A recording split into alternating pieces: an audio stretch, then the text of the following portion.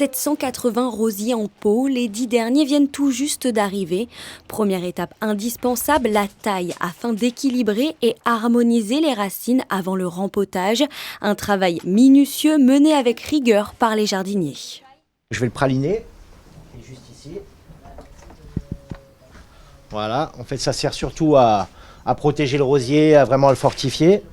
À l'intérieur du pot qu'il y a ici, vous voyez, vous avez du pomiche. Le pomiche, ça sert à drainer après pour bien s'occuper du rosier, pardon. Donc je mets déjà un fond de terreau. Ensuite, je mets délicatement le rosier sans abîmer les racines. Voilà, comme ceci. Voilà. Là, il y a déjà mon fond. Ensuite, je complète avec du terreau. Alors, je fais surtout attention ici, vous voyez. Là, par exemple, ici, vous avez le porte-greffe. Ça, il faut faire attention à vraiment pas pas l'enterrer. Sinon, le rosier aura beaucoup plus de mal à se développer. Voilà, je remplis bien. Il ne faut pas trop tasser. Il faut vraiment que les racines puissent vraiment bien, pour mieux se développer, pardon. Voilà. Si je fais bien mon contour, j'appuie légèrement dessus. Et vraiment, je reste à fleur du pot. Et voilà, mon premier rosier est terminé. Les rosiers sont ensuite transférés en serre où ils seront observés pendant les 4 prochains mois.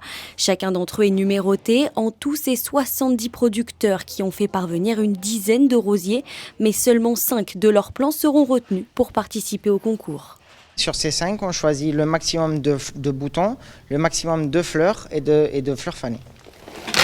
Il faut compter déjà une bonne quinzaine de jours pour que ça commence à avoir les boutons qui commencent à apparaître.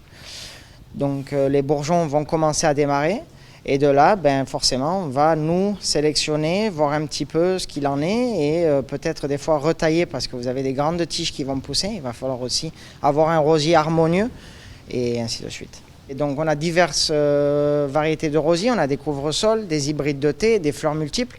Donc à nous après en serre à faire forcément que le rosier soit le plus harmonieux possible et qu'on soit vigilant à tout ça. Et c'est surtout aux maladies en fait, et ravageurs qu'il faut être vigilant.